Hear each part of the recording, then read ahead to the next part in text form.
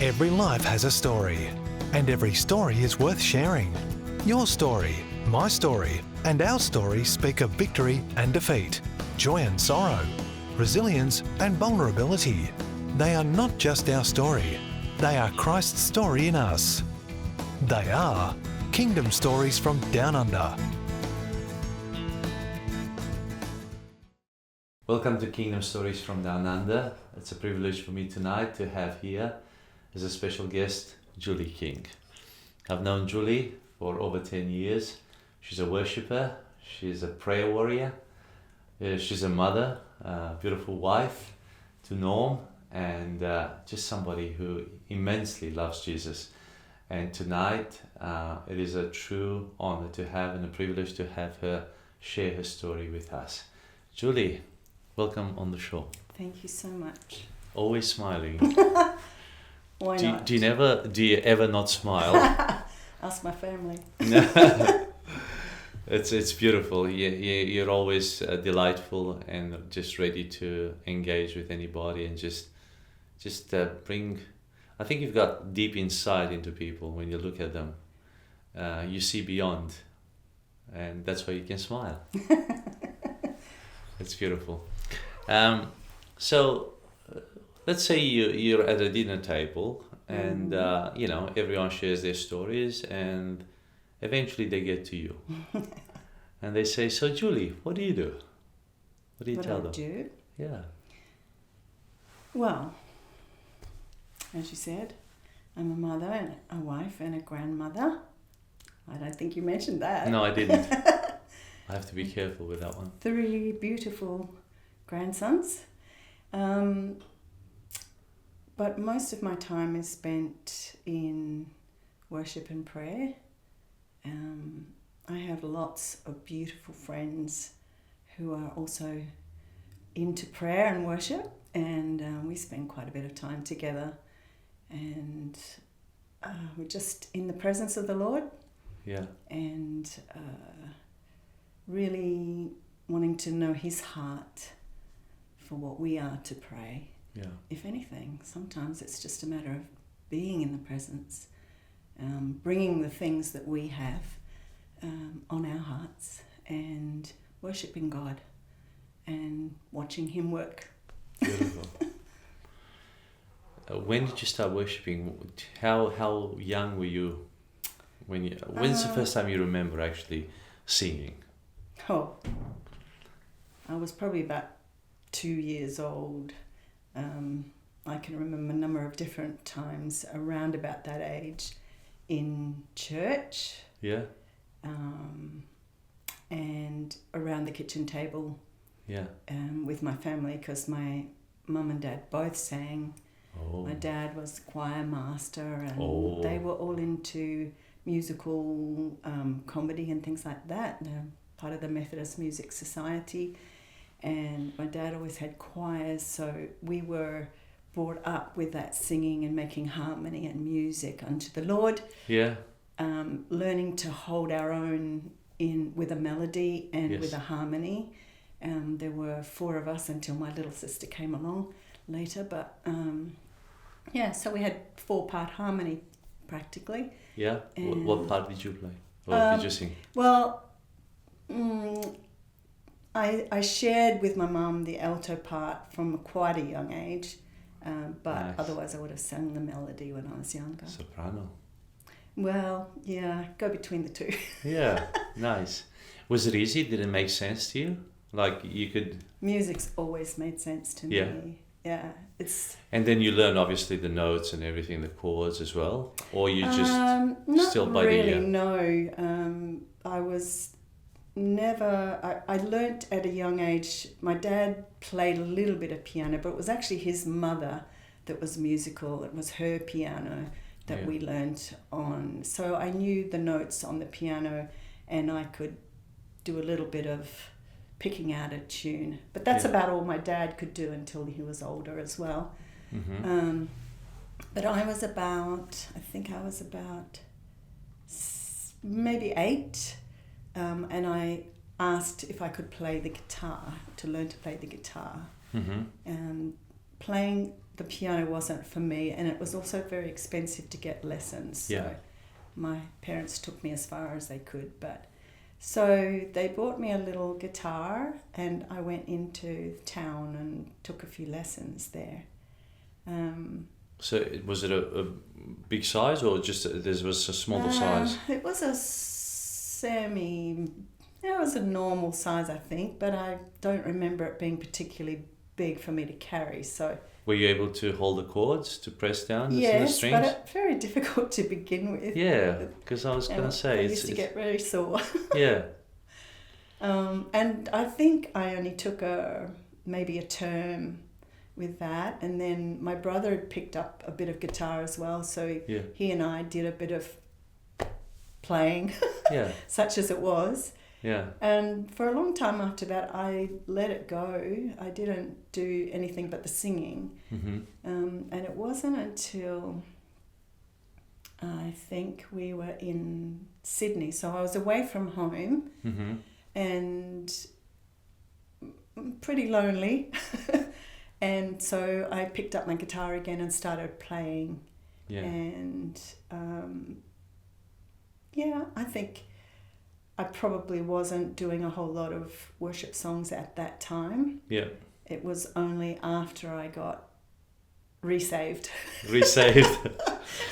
So you grew up in a Christian family here in Perth. You I were born in did. Perth? Yes, I was. And your parents, where are they from? Well, they were both from Australia as well. Okay. My dad was actually born into the house that I grew up in.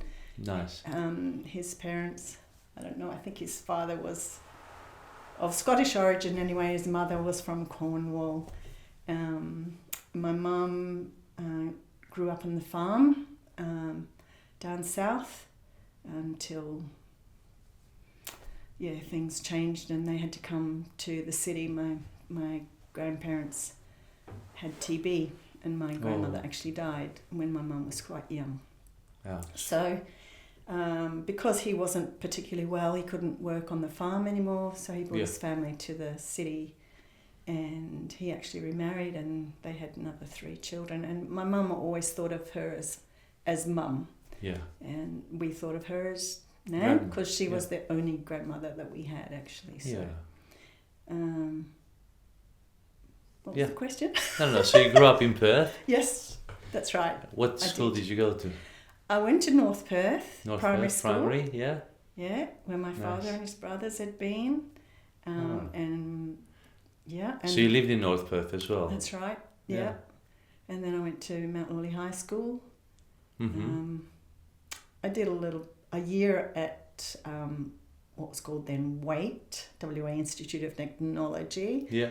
And decided that it wasn't for me. I wasn't going to spend my life studying, because I wanted to do anthropology, and in the end I decided no, I enjoyed the coffee breaks and things like that. So I started work. I think I started working in a doctor's surgery at some stage, just on the phones and things like that. Mm-hmm. Nice.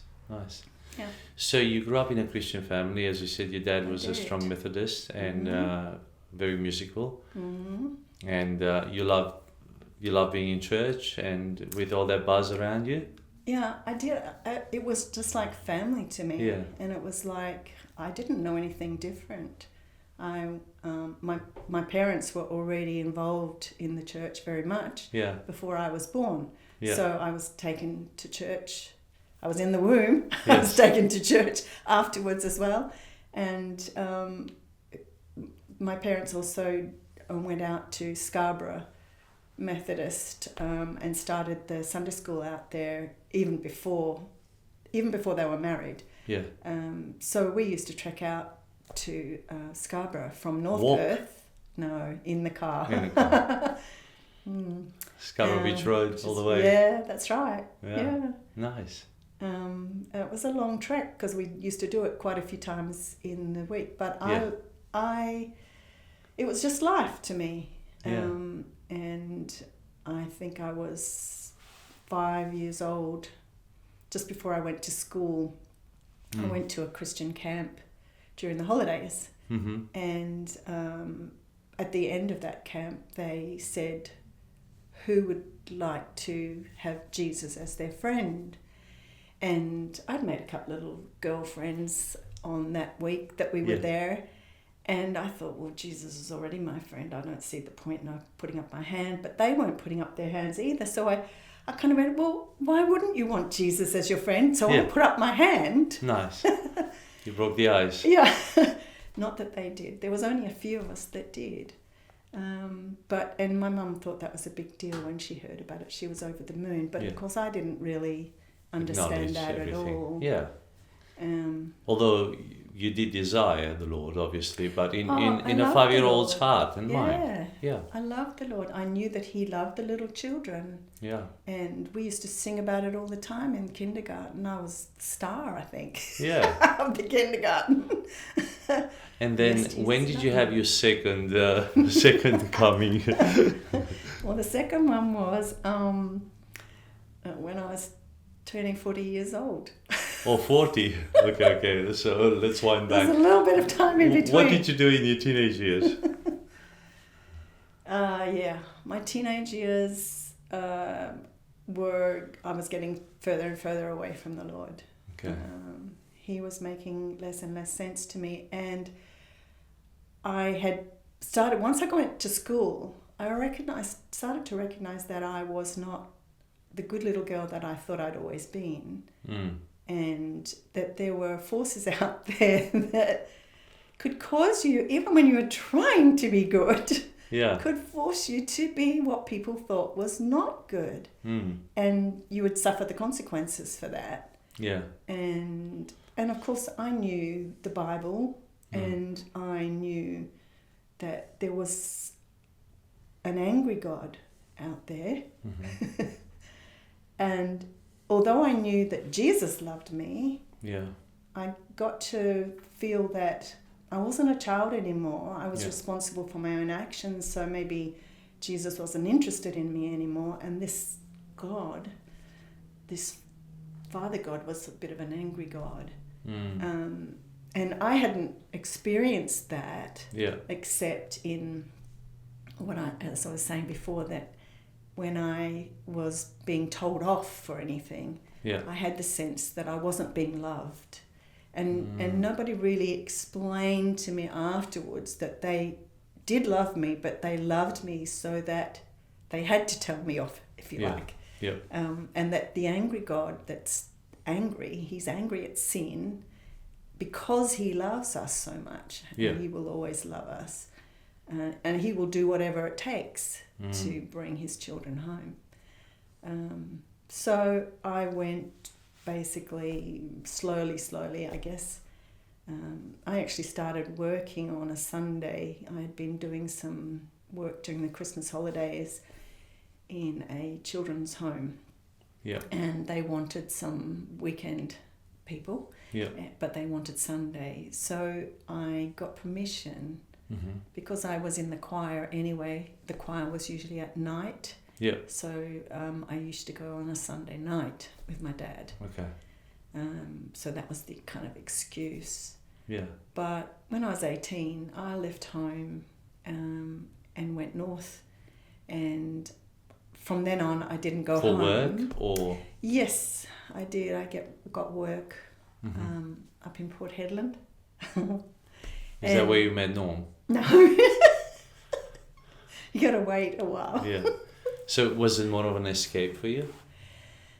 Yeah. Trying to find yourself? Yeah, very much an escape. So Port Hedland, a mining town? What were you working there? Worked in a hotel. Okay. Hospitality? Yeah, and none of these things that I did in between time were all that long. They didn't have, but they seemed long. Yeah. And they seemed like the life I'd lived with my family was a lifetime away. Yeah. And I thought it was exciting at first, but I think gradually I started to realise that I was getting more and more lost, and I just didn't think that God cared. And one of those places that I actually went was to London. Ah, And that's a lot further north than Port England. yeah, It's over the hump. as far as I could go. No, Yeah. no. Actually, I had my girlfriend from school days. She's got family in Yugoslavia, what was then Yugoslavia, Yes. and she was going to spend some time there So you and went to learn the Yugoslavia. language. Belgrade. No, Korčula. Korčula. I have no idea where that is. Beautiful Korčula. Is it in Serbia today or? No, it's Croatia? in Croatia. Okay. Yeah, it's a On the little coast. island on the coast. Oh, beautiful. Adrian. Nice. So she had spent some time there, and when she came back, she said, I want to go back, because she'd met a bloke. Oh. And so I said, okay, well, I'll go with you, but I want to go to England. So we went and spent 3 months in Korčula, and then 3 months in London. Nice. And that's Of course, at that time it was quite affordable to be in Yugoslavia. Yes, well, we lived with her great aunt. Okay. And Nice. yes, it was very inexpensive. Yeah. And a really good fun. Yeah, it would have been. Was it Had a lovely summer? time there. Yes, it was. Nice. Mm-hmm. Beautiful. Yeah. Still a very rich culture back then, Oh. before all this Western sort of influence. Yeah. We did go back at one stage but it's a long way along in the story. Yeah. Went back with our friends and enjoyed some more of the culture, but things had changed quite a bit. Yeah, Yeah. they would have. They're actually living there now. Oh, nice. Or they're moving backwards and forwards, actually, but Oh, yeah. there you go. And then you came back to Perth?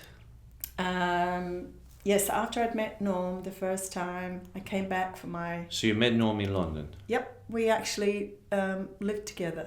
Oh. Sounds bad, but Yeah. there was a whole lot of people in the same flat. Yeah. Some from South Africa, some from the UK, and some from New Zealand and Australia. And there was a lot of turnover. Yeah. And that was common in England in those Yep. days When you were because working holiday, yeah. accommodation was very expensive. So, you just shared Yeah, that's right. Yeah, 5, 6 in a room. No, it wasn't quite like that. There 10. was actually 3 or 4 of us. The girls had one area and the boys had the other area at the back, Yeah. and there was about 3 or 4 of them in there. So yeah, it worked really well. Mm-hmm. But that was I think I only knew Norm for a month or 2, maybe, when we were there, and we were friends, but no interest really. Yeah. And So he was coming to England to... he was working. To work. He was working. He had finished his uni and decided he has a cousin that was working there Nice. who actually got him a job, which was good. Yeah. So and you he came was back able to back stay. to Perth. I came back to Perth for my brother's wedding and for my 21st birthday. But then after a while, there just didn't seem to be anything to do here. Yeah. And Well, now you've seen the world. Well, And Perth a was little Perth was so not out there. yeah. So I did spend a bit of time in Geraldton and whatever, but then I met another friend who was going to go back to England too. Her family had come out from England and were living here for a while, and then they decided they wanted to go back to England, but she'd been left behind. So you went with her. And we travelled a little bit through Asia, as often is the case. Backpackers. And if I look back now, I think, oh my goodness, that God I thought didn't care was taking care of us all the way along. There are so Quite many risky. stories. Quite risky. Yeah. It was very This is risky. in the 70s or late yeah. 70s. Yeah, Yeah. early Early 80s. mid Oh, 70s. Okay. So when I got back to England, Norm had taken over the management of the flat. Uh-huh. And although I didn't go straight back there, I did end up moving back in. And it wasn't all that long before we started looking at each other a little differently. Yeah. yeah, he was different. He was a gentleman. And I had met a lot of friends, but no one that really treated me like he did. And we were only friends for a long time, but there was just a care that he gave that I hadn't really experienced before. Beautiful. Yeah. And so within, I suppose it was 12 months or so, his job was up again because of the South African problems, the apartheid era we were in, and so the company that he was working for once again had to put his job out to the common market to see if anyone else needed that particular job, and for the first time someone else had been offered the job. So he was going back to South Africa. And I didn't want to go to South Africa. No. He didn't really want to go to South Africa, I don't think, but he didn't think he had any other opportunities. So you invited him to Perth? But yeah, by that time we were kind of talking about marriage. And I sensed that he would make a really good husband and father. Nice. And I didn't want him to go back to South Africa because I wouldn't be there. Yeah. So we set about, and this is, I believe it was the Lord. There was a system in Australia at that time called the Marriage Act. No, the Engaged Persons Act. Yeah. And an Australian could bring someone else from overseas as a fiancé, and if they were married within 6 months, the fiancé could stay. Okay. So we did that. Yeah. We came back. We went to South Africa first, and I met his family. Nice. And then we came to mine, and he was sight unseen to my parents, and apart from my friend being able to tell. Had he popped the question yet or not yet? Yes. He had, in England? Actually in South Africa. In South Africa, nice. That's another story. We won't go there. No? Okay. Must have been a beautiful story, but it's too personal. It's okay. We can get personal, but not that personal. Okay. So you came back to Perth? We did. And for 5 months, he endeavoured to find a job. He said he would do anything, and he interviewed even to wash dishes, but nobody. He couldn't get a job. He was too qualified. I went on the dole. So where did he stay? He stayed with you? He stayed with my family, yeah. Yeah. And so a month before we were to be married, he got a job with Shell Oil. Nice. And he was in his field. Well, at that time we didn't quite know what was going to be in his field. Yeah. But it turned out it was. Perfect. So they sent him away to Melbourne for training. Yeah. He came back the day before our wedding. And then, so stayed 2 days and then had to go back to finish his training in Melbourne. Like an army. And then when he did that, we started happily married. We started moving around WA with the Shell company as they sent us to different places. Yeah. And eventually, after a few years, they sent us to Sydney. By that time, we had 2 children. Yeah. And then we came back to Perth, and then we went to Brisbane. Then we went to Fiji. Yes. Then we went to Hong Kong. Then we went to Guam. And then we went back to the UK. Wow, what a journey. With Shell Oil. And how was Fiji? Oh, it was brilliant. How long were you there? 3.5 years. Would have been nice, wouldn't it? It was lovely. Now, Fiji is a very Christian nation. Were you and Norm doing anything Christianese at that time? Or nothing? Zero? No, we weren't doing anything except a friend of mine took our kids to the Methodist Church in Suva to Sunday school a bit. And you wanted that? You were Oh, happy I with was that? happy with that. Okay. I'm very happy with that. Yeah. As long as I didn't have to do it. But you knew that it would help them. Oh, It helped you. I really loved the idea, yes. Yeah. Yes, I did. And Norm was also brought up in the church. Oh, was he? Yeah. Born again kind of church, or more no. traditional? Traditional. Yeah. Okay. Yeah. But it was in Hong Kong. I mean, in, what did I say? Fiji. Sure. Fiji. That I started to feel unhappy. I started to feel like there was a lot missing. I'd always thought that I needed to be rich, famous, powerful, something, in order to, make my life worthwhile. Mm-hmm. But I found we were in paradise, not that it really was, but paradise. Yeah. And we had lots of money because more than we'd ever had before. Yeah. Because the shell company was very generous. The children were going to beautiful schools and we didn't have to pay for anything. Yeah.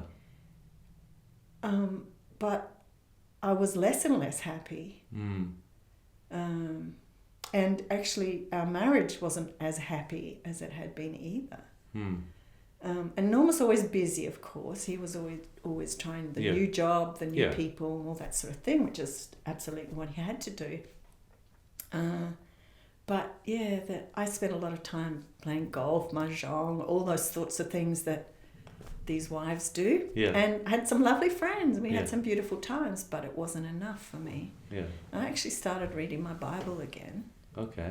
And if you want the story, towards the end of our stay there, we used to go to this little island called Nangani, which is most beautiful, for holidays. Mm-hmm. And we were going back to Nangani for our last hurrah with a few of our friends plus a few others. On a boat? On a boat. And there was a little Fiji ferry that had been that was sent out from the island to get us.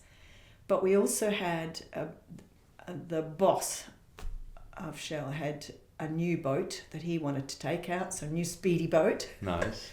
And one of the other friends had this little Fiji longboat, like a canoe with outriggers sort of thing, and an engine. Okay. And so he wanted to take that too. And the kids decided they wanted to go in that little boat, not in the ferry. It's more fun. And Norm went in the boss's boat because none of the boss had never been there before, and he was, So we had the rest of the crew, the rest of the kids and the wives and all that sort of thing in the ferry, and they went off in their fast boats, and we started putting out, and we had been delayed on the ramp, and out of nowhere really, a storm came up. The sky just went black, and the wind and the waves and all that sort of thing. So we really don't know where we are or where we're going. There's a driver on our boat and a lookout, so he's kind of peering into the darkness trying to find things. And so after a while, we'd been going for quite a while, and there was a little bit of a kerfuffle on the boat, and one of the guys panicked, and the kids started crying and all sorts of things. And so we settled down after a little while, and I was gazing at the water and seeing the sparkles in the sea. That sometimes you can see that stuff when it's really dark. And I just was thinking about my life and kind of talking to God, although I don't really know how to talk to God at that time. And saying, I've had a good life, if we don't... Because, there's reefs all around that place, and you're often hearing about... Sharks and people going on the reefs and things like that. So I was like, okay, my kids, my husband, they're all on the island, and it doesn't really matter if I go. Yeah. So anyway, we get there eventually. There's a boat that comes out with a big light, a bit like this. And they lead us into the bay. So we're getting out of the water and going up to the buoy to check in. And the guys there's no boats. Nobody comes to meet us. We asked the owner, where are the other boats? What other boats? Oh, there's 2 out there somewhere in the storm. Can you send that boat out again My with the big husband and light? my kids. Yes. So some of them, the mothers that had children, went off to the buoys and tried to calm them down and all that sort of thing.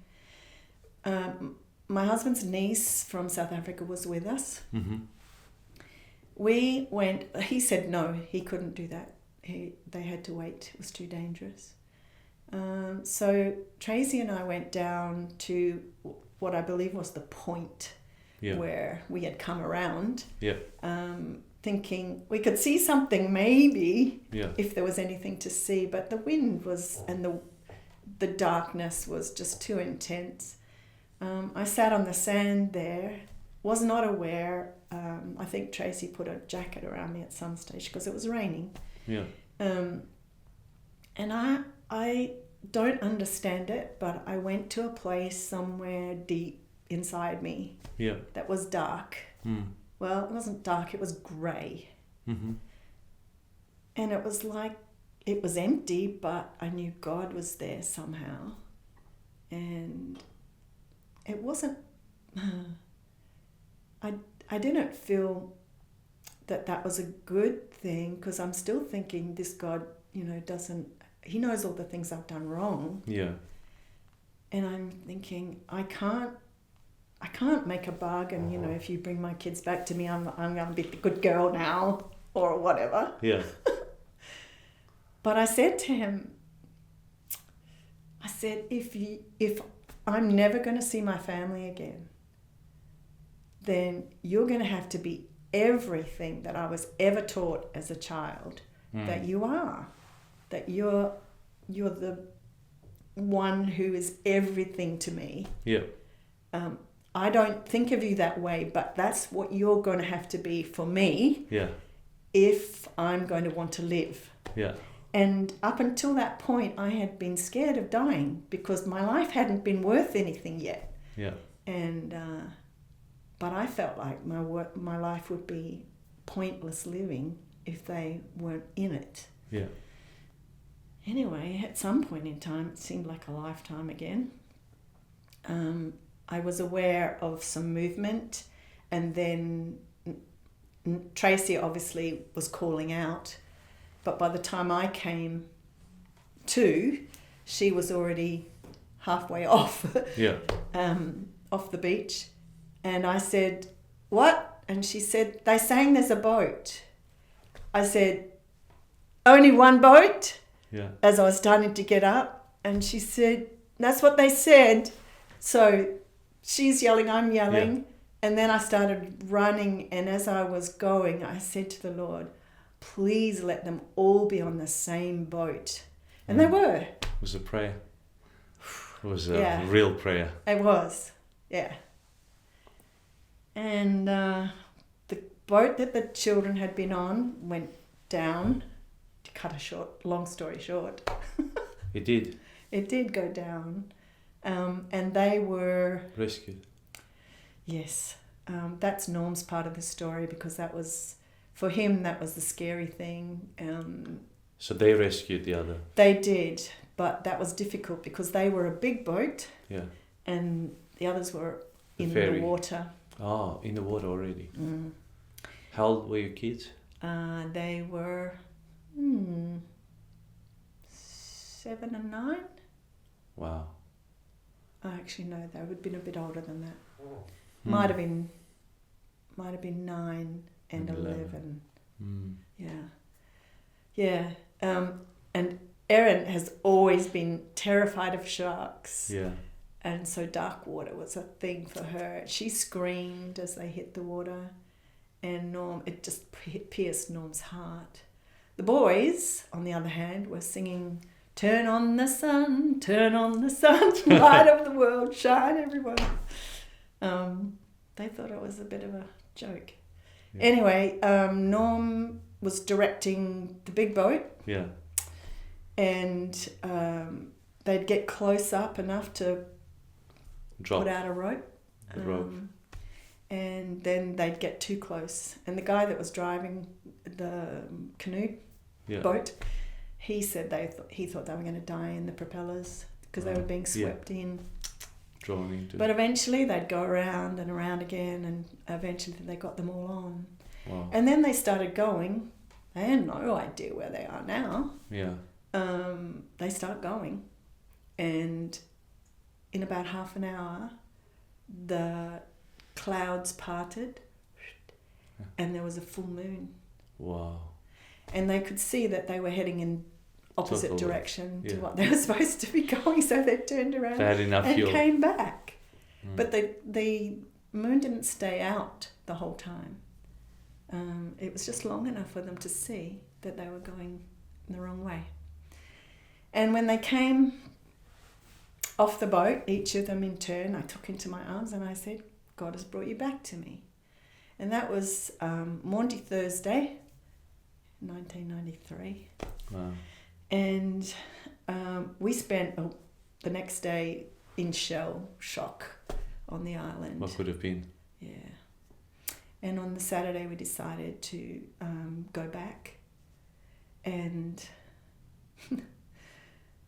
we went down to the harbour, and it was a little bit choppy in the bay. Mm-hmm. And we had to go in a little Fiji longboat back. And so we're all a bit trepidatious. Yeah. But it's day, at least it's day now. It's not night. It's day, yes, but it's still grey. Yeah. Clouds still over the island. Mm. And we went out of this choppy bay, and as we hit open water, it was like grey marble. Oh, beautiful. And we went all the way back. I looked back, and over another island over here, there was a beautiful rainbow. Oh. And I watched that rainbow all the way back, and I knew that God was talking to me. Yeah. And on Sunday morning, Easter Sunday morning, we were all in church, in the Methodist church. You had every reason to be there. And a few weeks later, we were on a plane to Hong Kong. And I said to the Lord, how come you're taking us from this Christian place where I can learn about you? Yeah. You're taking us to that pagan place called Hong Kong. But he had everything set up. Everything set up. It was just beautiful the way he did things. And I was baptized on Repulse Bay Beach. Nice. Not straight away, but went to Ambassador Fellowship, which I thought was the perfect name for the first church that I was. Yeah. And I was born again in that church. We had a visiting Salvation Army preacher come at some stage, mm-hmm. and he talked about the crossroads of life, being at the crossroads of life.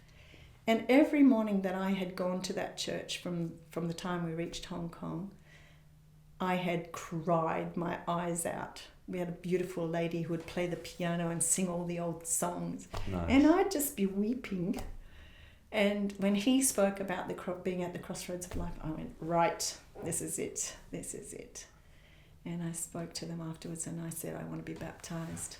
Yeah. I haven't done that and I need that. And was it just you or Norm as well? Not Norm as well, no. No, his story comes later. Yeah. Yeah, you'll have to ask him about that one. Okay. Do you think I could get him on the show? I don't know. I don't know. Well, you have to tell me how I can persuade you. And so eventually you got back to Australia. Yes, well, we went, Yes. And then you experienced a renewal, a deeper connection with God. I think, no, it started in Hong Kong. It started there. Absolutely. Again, there was really nothing for me to do there. I didn't want to play all the games and all that sort of stuff. The children were in school. They were picked up by bus. Norm went in a little tac-tac thing to work. I had a maid during the day. Yeah. And I had this most beautiful big bedroom with windows overlooking Repulse Bay Beach. Nice. And the islands in the sea. And I just spent the whole day staring with the Lord, reading my Bible, worshipping, watching wasps flying in the window and saying, oh, look, there's the window, there's the way out. Yeah. And thinking that used to be me. Mm. And now I have the freedom that I so what desperately floor were you wanted. We were only on first floor, I think. We weren't in that high-rise buildings. No. It was an older apartment. It was beautiful, actually. Nice. But it was up on halfway up the hill from Repulse Bay, so we could see everything. Beautiful. Yeah, it was lovely. But we couldn't stay there forever. No. And then obviously my story with you was more at Churchlands. Yeah. By then you had walked with the Lord for a number of years now. And you were a lot into worship and prayer and leading various initiatives in the church and also in the wider community. Yes. I was learning all the way along.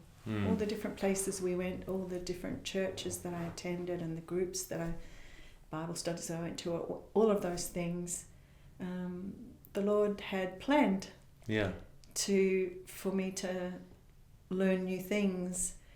And I was still pretty green, when I came back to Australia. But my mum had been born again years before in the charismatic renewal. Okay. And had come to Churchlands. So I knew about Churchlands every time we came back for Christmas holidays or whatever. We used to go there. Mm-hmm. And by this time, the kids had come back to go to university as well. Yeah. So they were at Churchlands.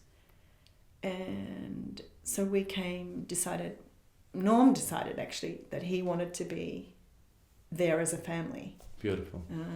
Even though he wasn't really... He wasn't, no, he was... 100% in it? No. We would call him a Christian, but he was much happier in the kitchen, as you know, than he ran a beautiful ministry in there. Yeah. Loved his cooking. Has a lovely heart. And when I was there, it was just beautiful. I would always go there Wednesdays when he cooked and spend time and eat with him in the benches there, with him and Juan and the late Marcus. Yes. And Hannes was very instrumental with Norm. Setting all that up and discipling. Very much discipling. He was such a loving guy. I mean, he still is. He's just not here. That's right. Oh, he is very much in Norm's space always. Yeah. So he actually brought him to the Lord. Okay. Yeah, part of his story. Beautiful. Yeah, so... and at the moment you're journeying obviously with House of Prayer as well, with WA.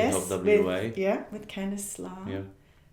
But I started with Robin Walker and her group because my mum had been a part of that. Beautiful. And her best friend Margaret Meekins, of course, and all the others of them. And I became like the next generation in that group. And although originally... Well, you and Mark are still very tight. Inseparable. She's lovely.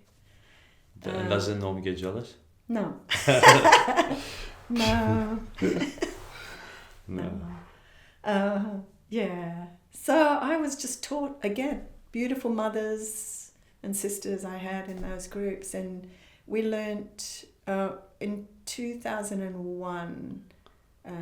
so we came back to Perth in 2000, the end of 2000, and then I started going with Mum to some of the group meetings, particularly to pray for Israel at that time, and towards the end, maybe October or so, of 2001, Robin Walker felt to start again the groups prayer. that she'd had, and Yeah. they were to be for prayer.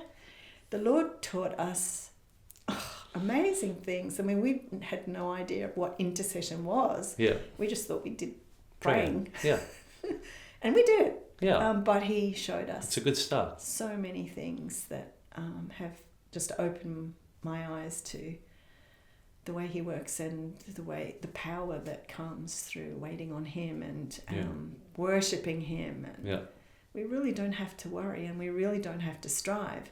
Mm. But of course, that's a long journey of coming from a place where you think that God doesn't love you Yeah. to a place where you just understand the lavishness of his love Yeah. for all of us. How much he And you loves even his lead kids. worship at churchlands at times. I saw that on video. Now I do, yeah. I'm part of the team. I don't lead. Oh, I'm you part just, of the team. yeah. No, that's Yeah. beautiful. At Southern Cross Centre. now. Southern Cross Centre, yeah. Beautiful. Beautiful. Yeah. What's the legacy you're building at the moment? That's the tough question for me.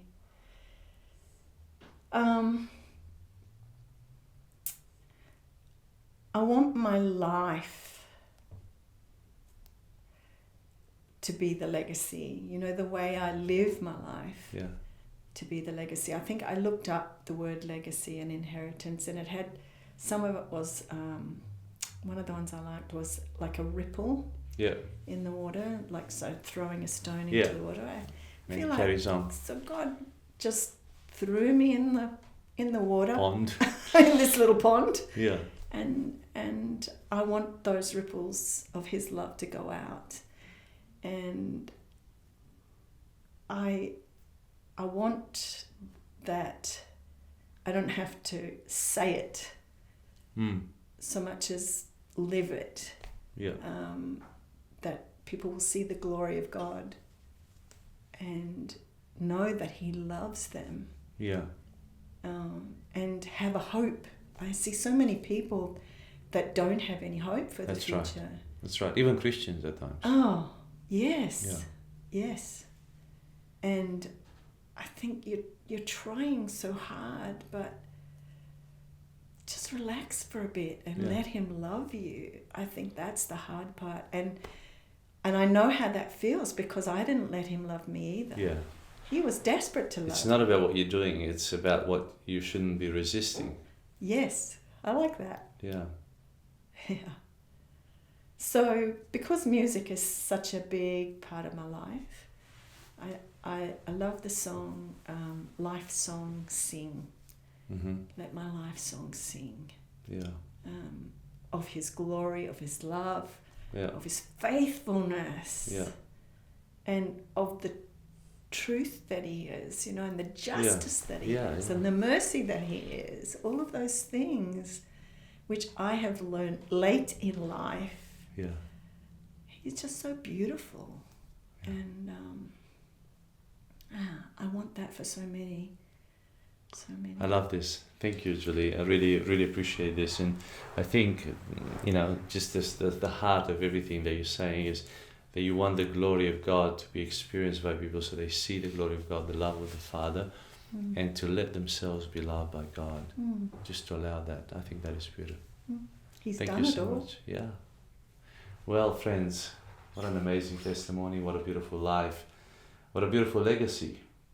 I don't know how much you've allowed God to love you, but maybe it's time you cuddle with God and just hear His heart and become one in heart with Him. Spend intimate time with Him. Just let Him love you. Amen. And then from that identity that you get as being a child of God, fully loved by God, begin to live a brand new life in Him.